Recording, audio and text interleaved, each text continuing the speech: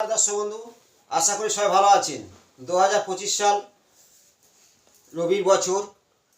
কিছু রবি মানে রাজা বলা হয়, সেই ব্যক্তি রাজা হতে পারে যারা রাজনীতিতে খুবই এমএলএ এমপি হওয়ার ফুল চান্স, যদি তার জন্মকুণ্ডলী রবি তুঙ্গস্থ বা রবি মানে কোনো পাপগ্রহ যুক্ত নয় বা নেগেটিভ নয়, এবং যাদের জন্ম তারিখে 1-10 মানে এক সংখ্যায় আসবে, 1 আসবে, যাদের 3 আসবে, 5 আসবে, তাদের পক্ষে খুবই ভালো যাবে।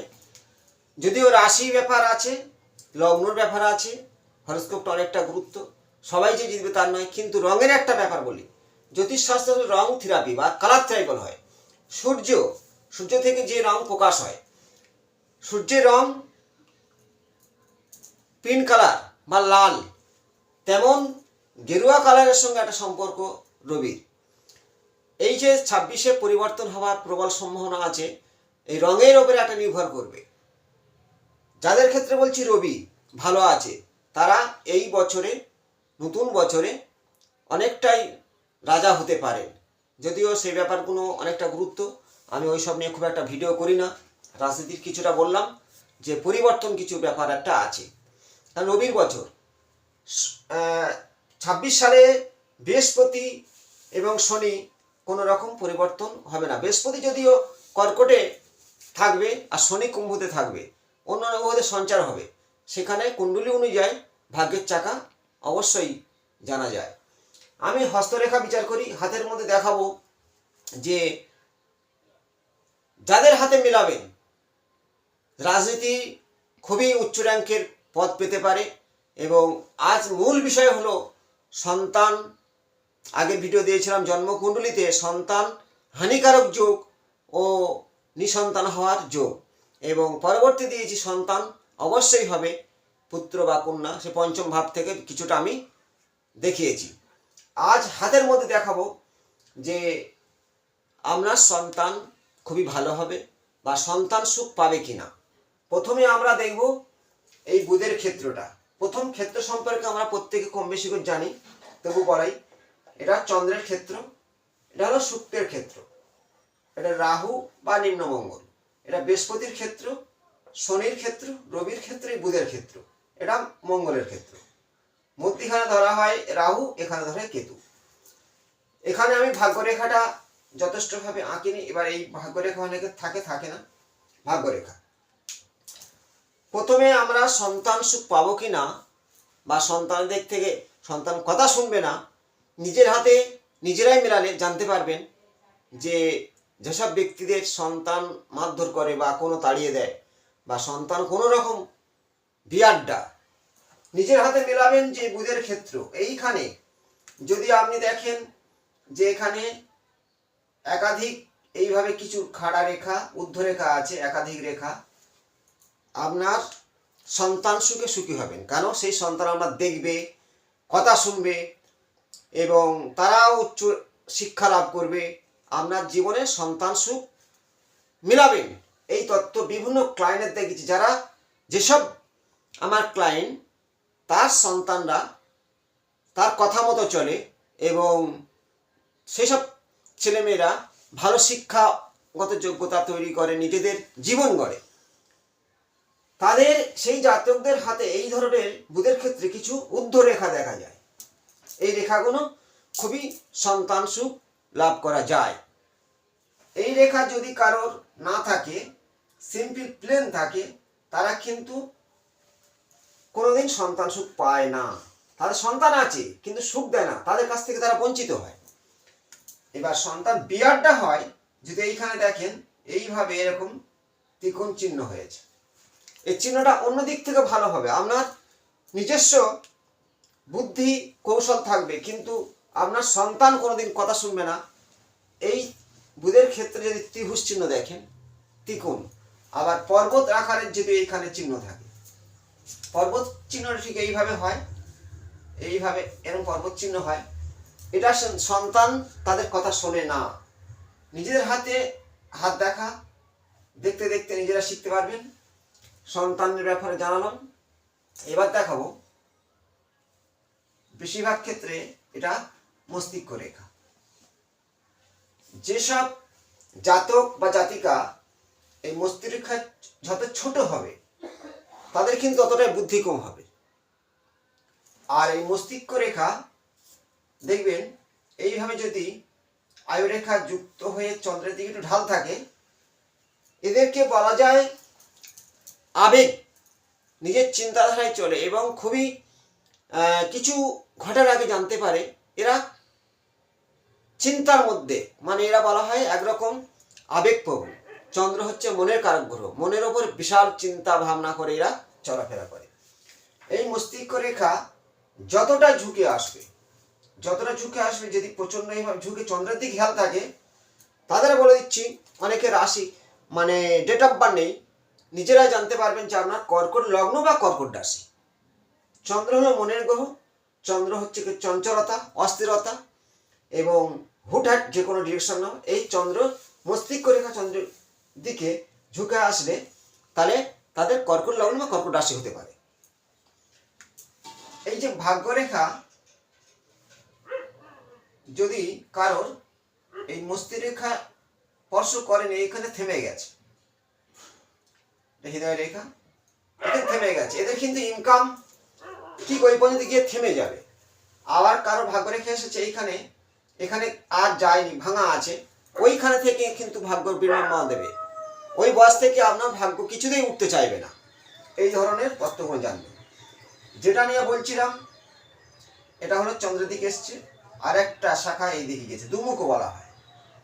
এদের চিন্তা ভাবনা একটা মঙ্গলের দিকে একটা চন্দ্রের দিকে, হঠাৎ করে এটা রেগে যাবে এবং যে কোনো জিনিস আপনার জীবনে কেউ কিছু ঘটিয়েছে ভবিষ্যতে আগামী, তাদের ক্ষেত্রে সেই জিনিসটা তারা মনে রেখে দেবে। তারা মানসিক কষ্ট এই জন্যই পায় এবং মুখে বলে এক, অন্তরে চলে আর এক, কিছু দেবো বলে দেবে না।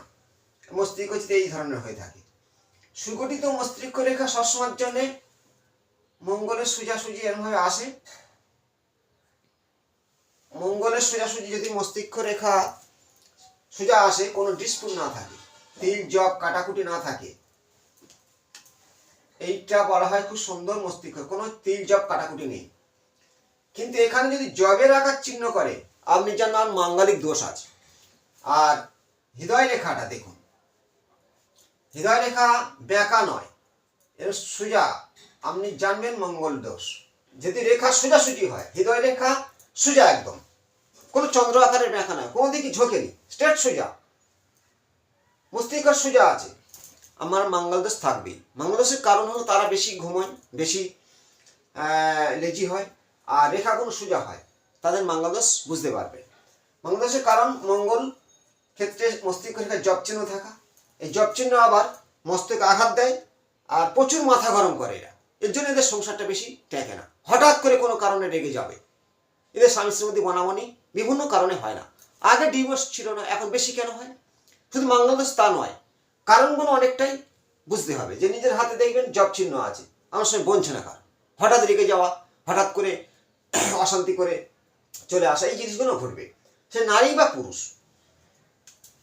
এই যে হৃদয় রেখা যদি আপনার দেখেন, বৃহস্পতি দিকেই পুরো স্ট্রেট ভাবে চলে গেছে, এটা কিন্তু বৃহস্পতি দাদা যাকে ভালোবাসো মন দিয়ে খুব, কিন্তু এই রেখা যখন অতিক্রম করে বৃহস্পতি টপকে চলে যাবে, হৃদয় রেখা, তারা হচ্ছে কি নিজের স্বার্থের জন্য সবকিছু করবে, খুবই স্বার্থপর হবে, নিজের স্বার্থের জন্য বিশাল কিছু খারাপ ঘটাতে পারে।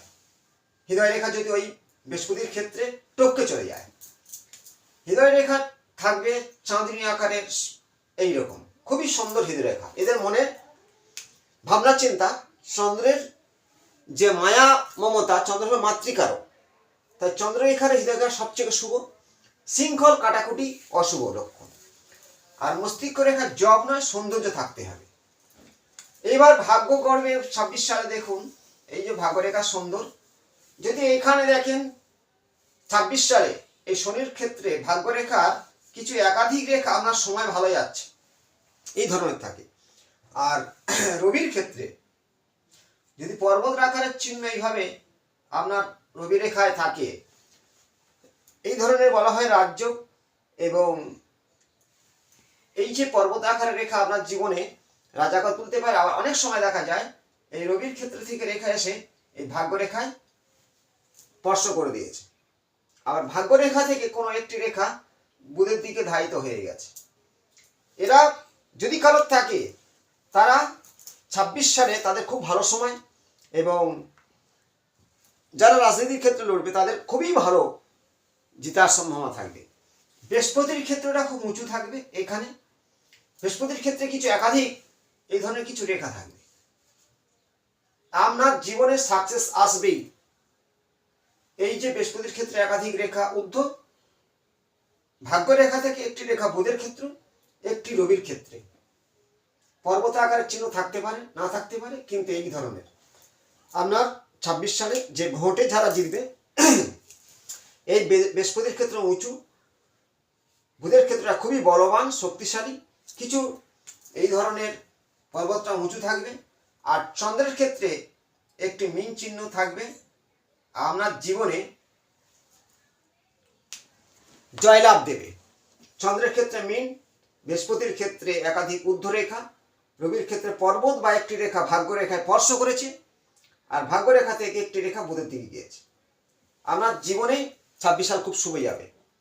যদি দেখেন খুব সময় খারাপ যাচ্ছে, খুব খারাপ সময় যাচ্ছে, দেখবেন এখানে কিছুতেই অর্থ থাকছে না, এইভাবে আড়ে রেখা কেটে বেরিয়ে গেছে, এই ঢাল হয়ে চলে গেছে, এটা খুবই অশুভ চিহ্ন। বা এখানে দেখবেন এই বলয় আকারের চিহ্ন হয়েছে। আপনার কর্মক্ষেত্রে বাধা সব দিক থেকে, আড়ে রেখা কিছু কাটা কাটা, এইভাবে সময় খুবই খারাপ চলবে। ভাগ্যরেখা কিছু কিছু রেখার দ্বারায় ছেদ করে দিয়েছে, এই রেখাগুলো কিছু কেটে দিয়েছে, রেখা আছে জবের চিহ্ন করে দিয়েছে বা কেটে দিয়েছে, এইভাবে আড়ে রেখা কেটেছে। আপনার জীবনে সমস্যা আসতে বাধ্য হবে। এই তত্ত্বগুলো মেলাবেন, এবং ভাগ্যকে পরিবর্তন করার সবচেয়ে ভালো লক্ষণ আমি লাস্ট দেখিয়ে দেবো। যারা 26 সাল খুবই ভালো যাবে, সেই তত্ত্বটা জেনে নিন। 26 সালে কাঁধের হাতে রেখা দেখলে বুঝতে পারবেন যে আপনার ভালো সময় খুব চলে এসছে। রবির বছর ফার্স্ট এই ক্ষেত্রটাকে লক্ষ্য করবেন, আয়ু রেখা এবং এটাকে মস্তিষ্ক রেখা, হৃদয় রেখা, ভাগ্য রেখা। এই রবির ক্ষেত্র খুব উঁচু আছে। এখানে যদি দেখেন কিছু কিছু ছোট ছোট রেখা এইভাবে সাইন দিয়েছি, আর কোনো মিন আকারের চিহ্ন তৈরি হয়ে গেছে। আর চন্দ্রের ক্ষেত্রে যদি মিন চিহ্ন হয়ে যায়, আপনার বৃহস্পতিটা বেশ উঁচু বলবান, কিছু ওপরে রেখা আছে, রাজনীতি রাজা হবে, সেই এমএলএ জিতবেই। এই হাতের মিলান, এই কয়টি চিহ্ন, বৃহস্পতি ঊর্ধ্বরেখা, বৃহস্পতির ক্ষেত্রে উঁচু, রবির ক্ষেত্রে মিন চিহ্ন, চন্দ্রের ক্ষেত্রে মিন চিহ্ন, বুধের পর্বতটা বেশ উঁচু। আপনার জীবনে এই 26 সালে ভাগ্য গড়বে, ভোটে দাঁড়াতে পারেন এবং জয়লাভ হবে। আমি নিজের হাতে মানে নিজে মিলান, তারপরে ইলেকশনে দাঁড়ান। কেন, নিজের হাতে যদি বৃহস্পতি খারাপ থাকে, রাজনীতির মূল কারণ হলো বৃহস্পতি, তার সাথে বুধকে দেখতে হবে। বুধ খুব মানে ক্রিটিক্যাল, বুদ্ধি দেবে, বুদ্ধে বৃহস্পতি, এই দুটো ক্ষেত্রে খুব ভালো রাখতে হবে। আর সিংহাসন লাভ করতে গেলে রবির ক্ষেত্রে হয় ঊর্ধ্বরেখা, এইভাবে ভাগ্যরেখা থেকে পৌঁছে গেছে, বা মিন চিহ্ন, আর চন্দ্রের ক্ষেত্রে মিন চিহ্ন এবার থাকলে আপনি জয়লাভ করবেন। আমি বিভিন্ন তত্ত্ব দিয়ে থাকি, প্রত্যেকে লাইক শেয়ার করুন, হস্তরেখা বিচার বাড়িতে বসে শিখে নিন। ভালো থাকবেন, নমস্কার।